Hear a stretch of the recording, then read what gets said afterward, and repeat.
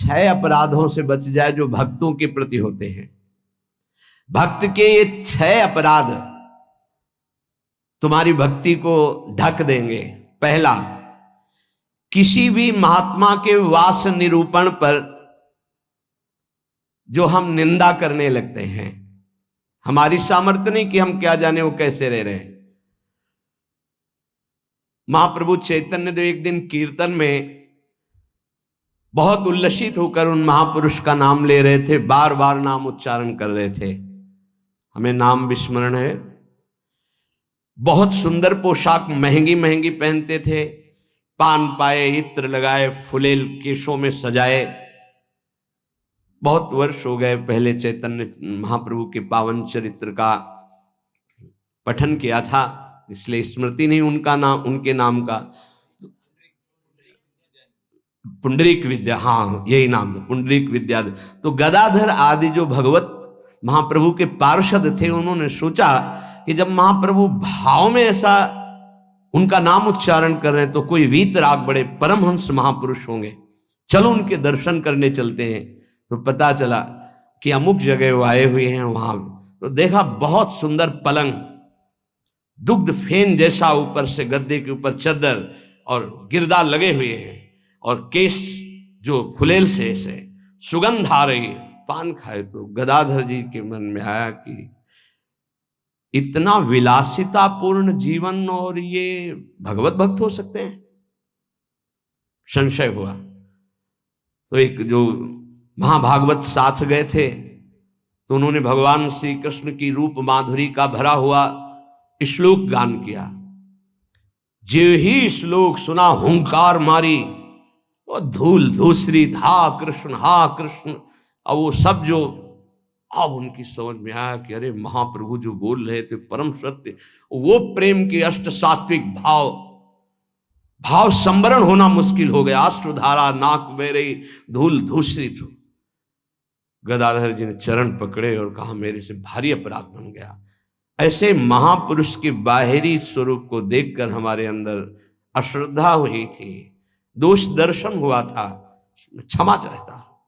कैसे क्षमा हो? तो शिष्यत्व स्वीकार किया था, चरित्र में ऐसा पढ़ा था। किसी भी भक्त या महात्मा के वास निरूपण, वेश निरूपण की अगर वृत्ति आपने की तो अपराध बन जाएगा।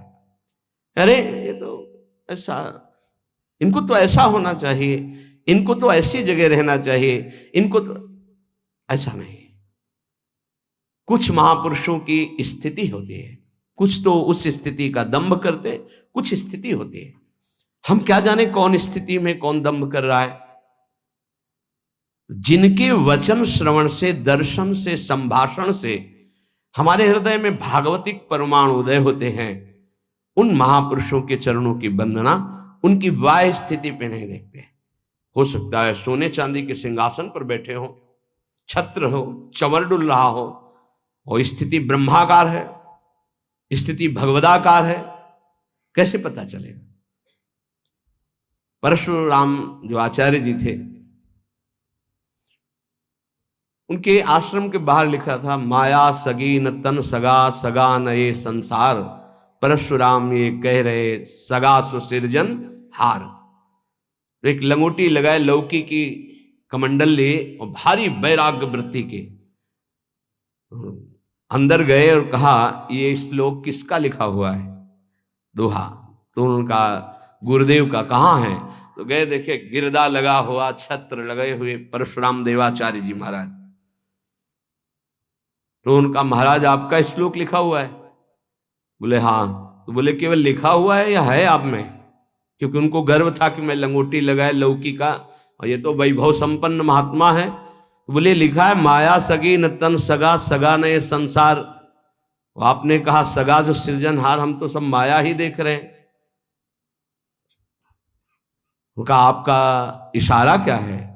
बोले जब सृजनहार सगा है तो फिर माया क्या? बोले चलो आपने समझा दिया, बड़ी कृपा, चल दिए। बोले कहाँ चल दिए? बोले जहां ले चलो आप। स्थिति प्रज्ञ महापुरुष थे, चल। जब 10-12 किलोमीटर चले तो बोले भिक्षा का हमारे समय हो रहा। तो बोले परशुराम देवाचार्य ने आज तक कभी हाथ नहीं फैलाया, आकाश वृत्ति पे हम रहते हैं, प्रियालाल जैसी व्यवस्था करते हैं उसके अनुसार रहते हैं। बोले हम तो भिक्षावृत्ति से रहते। बोले जाओ मांगने। बोले आपके लिए भी ले आवे, कभी किसी का सहयोग नहीं चाहा, केवल सीधे प्रियालाल से आप अपने लिए लाइए और पाइए, और जहां आपकी इच्छा वहां ले चलिए। वो गए भिक्षा लेने, वो जंगल के एक जगह बैठे हुए थे, तो वहां से राजा की सवारी निकली। देखा परशुराम देवाचार्य उतरे, साष्टांग दंडवत। महाराज यहां कैसे? प्रभु की इच्छा। बड़े सौभाग्य की हम तो भगवान की असीम कृपा मानते हैं कि आपके दर्शन। हमारी इच्छा है कि हम कुछ राजभोग तैयार करवाते हैं, जैसी हरि की इच्छा। देर न लगी, वहां रसोईया लग गए, कढ़ाइयां। महाराज अगर यहां आप विश्राम करें, बस इशारा हो जाए तो जैसी हरि इच्छा। खुदाई शुरू, आश्रम निर्माण की नींव के लिए खुदाई शुरू, कढ़ाई चढ़ गई, बनना शुरू हो गया। वो संत आए 1 घंटे बाद, वहां देखा। बोले यहां क्या हो रहा है? बोले अब यहां आश्रम बनेगा और ये रसोई बन रही। तो उनका महाराज ये क्या लीला है? तो बोले तुम जिस वैराग्य के अहम वृत्ति को धारण किए हो, उस अहम वृत्ति का त्याग करो। वैराग्य का तात्पर्य होता है राग रहित, स्पृहा रहित होना। वो चाहे असंख्यों के वैभव में बैठा है, लेकिन राग और स्पृहा रहित है। अगर एक लंगोटी का भी राग है, लौकी के कमंडल का भी राग है, शरीर का भी राग है, वो रागी है, वो वीतरागी नहीं है। वीतराग की स्थिति को समझना बड़ा कठिन। दत्तात्रेय जी महाराज से यही पूछा कि आप कोई कर्म नहीं करते, कर्म ना करने वाले को विषय नहीं मिलता, और विषय सेवन ना करने से ऐसा स्वास्थ्य कैसे हो सकता है आपका? तो उन्होंने कहा मैं अखंड प्रसन्न रहता हूं, इसलिए ये भोगों से स्वस्थ नहीं हूं, मैं अखंड प्रसन्नता को प्राप्त। कभी राजमहलों के राजसैयाओं पे शयन करता हूं, तो कभी राख की ढेर पर शयन करता हूं, कभी बड़े बड़े राजाओं से सम्मानित होता हूं, तो कभी फुटपाथ में लेटकर अपमान को भी प्राप्त करता हूं। मुझे न सम्मान न अपमान, किसी का प्रभाव नहीं। इसलिए किसकी क्या स्थिति कैसे जाना जा सकता है? तो हम किसी का वास निरूपण आदि, वेश निरूपण आदि करके किसी की निंदा करेंगे तो पता नहीं कितना महाभागवत है, हमसे अपराध बन जाए। दूसरा ज्ञान निरूपण। कुछ संत भगवान ऐसे होते हैं जो कुछ नहीं बोलते। अरे इनको कोई ज्ञान तो है नहीं, कुछ बोलना तो आता, क्या बोलना ही कोई साधुता है क्या? पता नहीं उसकी कितनी ऊंची स्थिति है, कैसे कोई जानेगा? इसलिए किसी संत के रूप में विराजमान जो भगवान हैं, उनके ज्ञान निरूपण करके निंदा न कर। इनको कुछ नहीं आता। आजकल यही है, केवल बुद्धि की धरा से देखा जाता है। अरे वो तो बोल नहीं पाते हैं। वो तो महापुरुषों की स्थिति को जानना कोई महापुरुष ही जान सकता है, दूसरा नहीं जान सकता। इसलिए ये अपराध न करे कभी कि किसी के संत के ना बोलने से ये समझ जाए कि अरे इनको कोई ज्ञान नहीं है। भला ये क्या जाने शास्त्र की बातें, पढ़े लिखे तो लगते नहीं हैं। पढ़ा लिखा होना भी बहुत सौभाग्य का विषय है और कहीं कहीं दुर्भाग्य का विषय है। तो एक आए थे, इतने कागज में उनकी डिग्रियां केवल उनके शिष्यों ने भेजी थी कि हमारे गुरुजी दर्शन करने आ रहे हैं। तिरुपति बालाजी से विद्वता की मूर्ति, साष्टांग दंडवत और क्या क्या भगवत प्रसादी। वो ऐसे लग रहे थे कि एक शब्द नहीं आता। मतलब बड़े बड़े शंकराचार्यों को पढ़ाया था उन्होंने, उनकी वो शिष्यों ने जो दिया था उसमें दिखाई दे रहा। बड़े बड़े शंकराचार्यों को उन्होंने विद्या पढ़ाई थी। विद्या विनयम ददाति, वो देखने को मिला कि विद्वान में कैसी दैन्यता होती। कबीरदास जी के पास एक विद्वान दिग्विजयी भेजा गया शास्त्रार्थ के। तो उनका भैया हमको कोई शास्त्रार्थ नहीं करना। तो बोले काशी के विद्वानों ने कहा यदि आप हार लिख दिए पूरी काशी हार गई। बोले ऐसी बात? तो पढ़ के समझे हो कि समझ के पढ़े हो? पोथी पलटाते रहे, सरस्वती काम नहीं करी। पढ़ के समझे हो कि समझ के पढ़े हो? आखिरी बात शिष्य बन गए थे, बहुत बड़े भगवत अनुरागी बने। तो किसी भी संत के प्रति ये भाव नहीं कि पढ़े लिखे नहीं है, बोल नहीं पाते, तो इनको कोई ज्ञान नहीं है।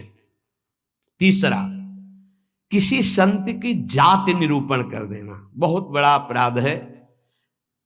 देखो ये जो जाति पाति है ना, ये धर्म का पालन करके भगवत प्राप्ति के लिए थोड़े समय तक के लिए सहयोगी।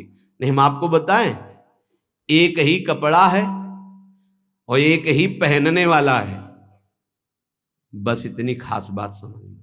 कपड़ा सबका पांच भौतिक, पहनने वाले सब अविनाशी भगवान के अंश, कोई अंतर नहीं है। बस अंतर बनाया गया है इस अंतर को मिटाने के लिए कि हम साधन पद्धति से अपने अपने धर्म का पालन करते हुए परम धर्म भगवान को प्राप्त, लेकिन जो परम धर्म में स्थित है, भागवत धर्म में, उनकी जाति निरूपण नहीं करना चाहिए कि ये तो सुना है कि अमुक जाति के संत हैं, बड़ा अपराध होता है, बड़ा अपराध। ऐसा कभी नहीं करना चाहिए। हाँ, चरण रज लेके माथे पे लगा, अहो वत्सो पचतो गरियान यज्ञागे वर्तते नाम तुभ्यम।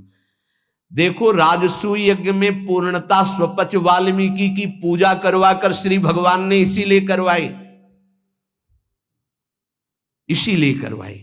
सब बड़े बड़े महापुरुष आए थे, लेकिन दैन्यता की मूर्ति भगवत भाव में निरंतर डूबे हुए स्वपच वाल्मीकि जी की आराधना करवाई कि पूर्णता उन्हीं से हुई। जो दैन्य है वो महाभागवत किसी जाति पक्ष से नहीं देखा जा सकता कि अरे ये तो ऐसा, जो देखेगा तो उसके सुकृत नष्ट हो जाएंगे। पूज्य बाबा।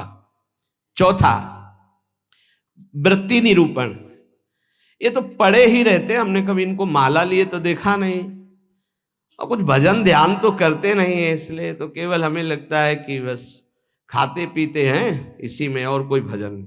ये हमने संतों को देखा है।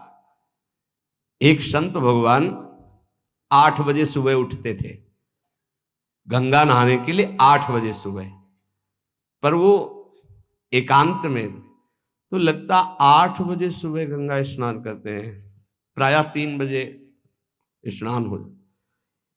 तो एक दिन जिसमें वो शयन करते थे उसमें गए, काफी बड़ा था, एकांत में आसन की, आज इनकी वृत्ति देखेंगे क्या है। बहुत ही गंभीर मुद्रा में वो रहते थे, पर प्रायः पूरे आश्रम में था कि ये प्रमादी हैं, ये सोते रहते हैं। 11 बजे तक उनको जगते पाए हम, जहां सब लेटे उनको उठ के बैठ गए, वो लेट गए थे, उठ के बैठ गए। 3 बजे तक बिल्कुल एक आसन पर, 3 बजे फिर लेट गए, 8 बजे सुबह। संतों को जानना बड़ा कठिन है, उनकी क्या दिनचर्या है, वो कैसे भाव में रहते हैं, स्थिति है, वो कैसे। संतों की लीला भगवान जानते हैं, या तो वो संत जना दे तो जानने में। अपने लोग इसकी परवाह करते हैं क्या? कहीं कौन से अपराध ऐसे बन जाते हैं जो हृदय को कठोर कर देते हैं। इसलिए शांत। ब्रज में मुझे एक महात्मा मिले थे, उन्होंने मुझे कुछ उपदेश दिए, मैंने उड़िया भाषा में अपनी डायरी में लिखे थे। उन्होंने उपदेश दिए कि अगर ये आपके अंदर भाव आ जाएगा, लक्षण आ जाएंगे, तो आपको भगवान अपनी तरफ से आके दर्शन दे देंगे। बड़े महात्मा थे, तो बाबा ने उड़िया भाषा में अपनी डायरी में लिखा था, उसका हिंदी लिपि में यहां वर्णन है। पहला, भजन करते हुए अपने को सबसे दीन मानना, अपने आप भगवत साक्षात्कार हो जाएगा। भजन करते हुए अपने को सबसे दीन मानना, इससे कोई अपराध ही नहीं बनेगा, कोई अपराध नहीं बनेगा, लिख लेना चाहिए। भजन करते हुए साधक को अपने को सबसे दीन मानना, सबसे, आदेश त्रणादपि सुनिचेन। दूसरा, किसी से भी कपट पूर्वक वार्ता व्यवहार ना करना। निष्कपट व्यवहार करने में क्या जाता है? अपने भगवत मार्ग के पति के, चाहे गृहस्थी हो चाहे विरक्ति हो। कपट का मतलब होता है अंदर कुछ और है, बाहर आप कुछ और दिखा रहे हैं। ये नहीं होना चाहिए। जो अंदर वो सीधे बाहर, जो बाहर बोल रहे हैं वही आपके अंदर चलना चाहिए। मोहि कपट छल छिद्र न भावा, भगवान कहते हैं। तो कैसे दर्शन दे देंगे आप कपट पूर्वक व्यवहार करते हैं? निष्कपट व्यवहार, कपट पूर्वक व्यवहार ना करना, ये दूसरा। तीसरा, अपनी जिह्वा से कभी असत्य भाषण ना बोलना। इसका बहुत नारायण स्वामी जी ने भी इस पर बहुत जोर दिया था कि जिस जिह्वा से नाम जप करते हो झूठ नहीं बोलना चाहिए, तभी नाम सिद्ध होगा। नाम तभी सिद्ध होगा। नाम सिद्ध होने का तात्पर्य बिना प्रयास के चले। ये सत्य भाषण भगवत स्वरूप है। सत्य बोलने से बढ़कर कोई पुण्य नहीं संसार में, और झूठ बोलने से बढ़कर पाप नहीं। नहीं असत्य सम पातक पुंजा। चौथा, जो तुम्हारे सामने आवे और तुमसे बात करे या दृश्य दिखाई दे, उसे तत्काल पहले मन से प्रणाम करो। बिना प्रयास के भगवत साक्षात्कार हो जाएगा। चराचर जगत में जो तुम्हारे सामने, जैसे कोई व्यक्ति आया तो राधा वल्लभ लाल जी आपकी जय हो, अंदर से मेरे प्रभु, अब बात करो। कोई भी कुछ भी, पहले प्रभु, ये वस्तु पहले नहीं थी, प्रभु थे, और ये बाद में नहीं रहेगी, प्रभु ही रहेंगे। तो वर्तमान में हम वस्तु के अंतर्गत प्रभु को देखते हैं। पांचवा, ना मेरा तन है, न मेरा मन है, न मेरा धन है, न मेरे प्राण है, ये मैंने सब कुछ प्रभु को समर्पित कर दिया। धैर्य पूर्वक देखिए। अब आपको क्या चिंता रह गई? जब तन प्रभु को दे दिया, मन प्रभु को दे दिया, अपना सर्वस्व प्रभु को दे दिया, तो बोले इसका फल क्या मिलेगा? ये यथा माम प्रपद्यन्ते तास तथैव भजाम्यहम्। प्रभु अपना सर्वस्व आपको दे देंगे, अनुभव में आ जाएगा। प्रभु अपने आप को दे देंगे। अति उदार करुणा वरुणालय प्रभु। अगर आप थोड़ा सा भी अपनापन करेंगे तो उनका थोड़ा सा अपनापन बहुत बड़ा होता है। अपने तन मन धन सर्वस्व पर अपना अधिकार न करके अपने प्रभु का अधिकार। छठवां, एकमात्र पूर्ण श्रद्धा अपने आराध्य देव में, मेरी लाडली, मेरे प्रियालाल। सातवां, सदैव पराधीन रहना। अगर गुरुदेव के अधीन हो, इष्ट देव के अधीन हो, तो माया तुम्हें अधीन नहीं कर पाएगी।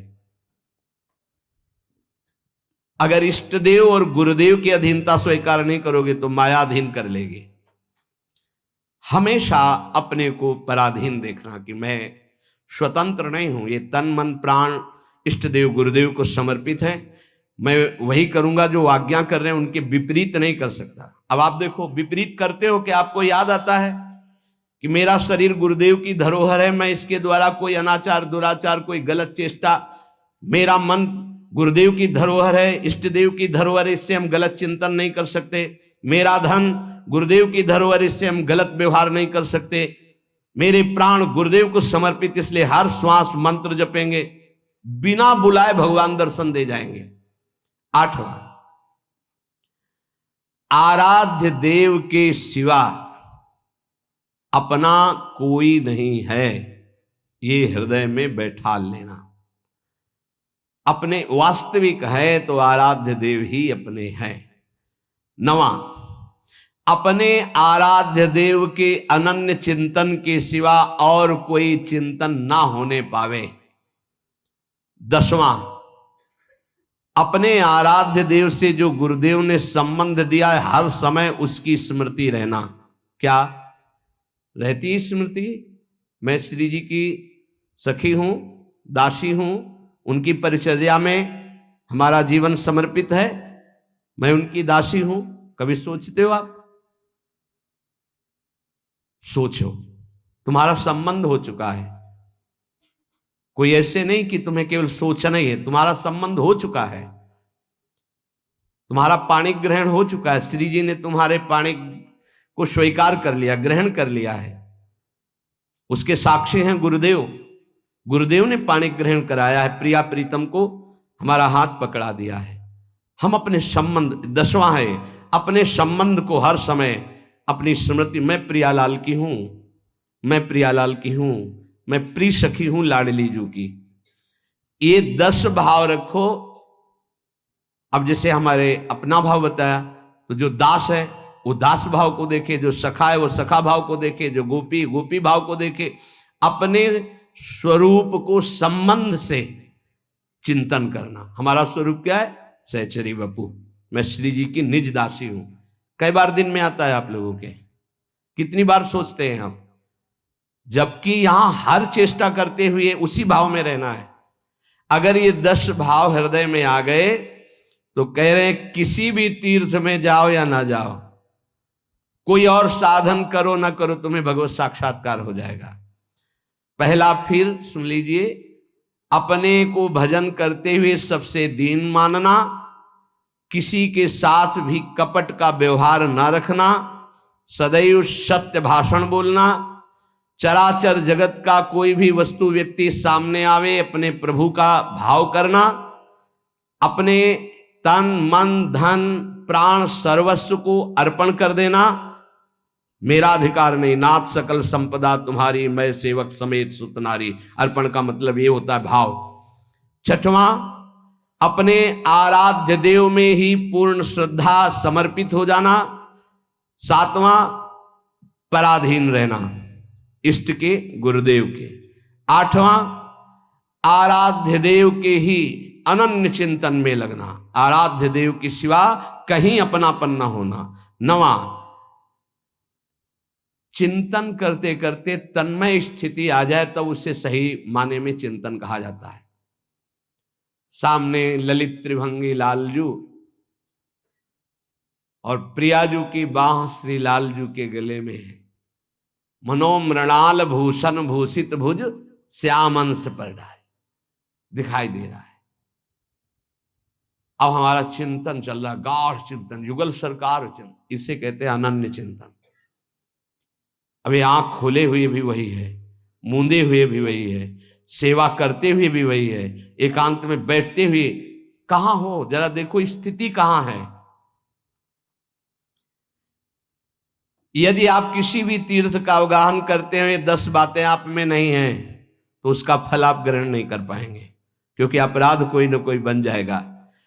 हम आपसे सत्य कहते हैं कि कल्याण आपके चिंतन से होगा, इन बातों को स्वीकार करने से होगा, भागने से नहीं होगा कि हम यहां चले जाएं हम वहां चले जाएं तो कल्याण हो जाएगा। अगर आपका आंतरिक चिंतन इन बातों में है तो आपके अंदर वो सामर्थ्य जागृत हो जाएगी कि आप प्रभु को देख सकते हैं। इसलिए जो सत्संग है उसे बार बार सुना जाए, उसका मनन किया जाए और अपने हृदय में धारण किया जाए तो हमारा इसी जन्म में अंतिम जन्म माना जाएगा और भगवत साक्षात्कार हो जाएगा। जहां तक गुरु कृपा से प्रयास है, कथन श्रवण करके यही प्रयास है कि संसार की असत वृत्तियां छूटे और भगवत प्राप्ति हो जाए, हमें भी आप सबको भी। जिनको ये नहीं चाहिए तो भूल मत करना, यहां कुछ लाभ नहीं मिल पाएगा, यहां नहीं मिल पाएगा। यहां लाभ अगर मिल पाना है तो एकमात्र अध्यात्म का लाभ मिल सकता है। यहां कोई आशीर्वाद, ये भीड़ लगाना कि हम कोई जादूगर हैं कुछ चमत्कार कर देंगे, तो बिल्कुल कुछ नहीं होने वाला। हम तुम्हें हाथ उठा कहते हैं, हो जाए तुक्का लग जाए तो तुम्हारे पुण्य, पक्की बात समझ लो। तुक्का लग जाए कि आप कामना करके आए, कामना की पूर्ति हो गई तो आपके पुण्य, हमारा कोई उसमें लेस मात्र भी सहयोग नहीं है। पुण्य आए वृंदावन धाम संत दर्शन के, आपकी भावना आपकी कामना पूर्ण हो जाए वो आपका भाव।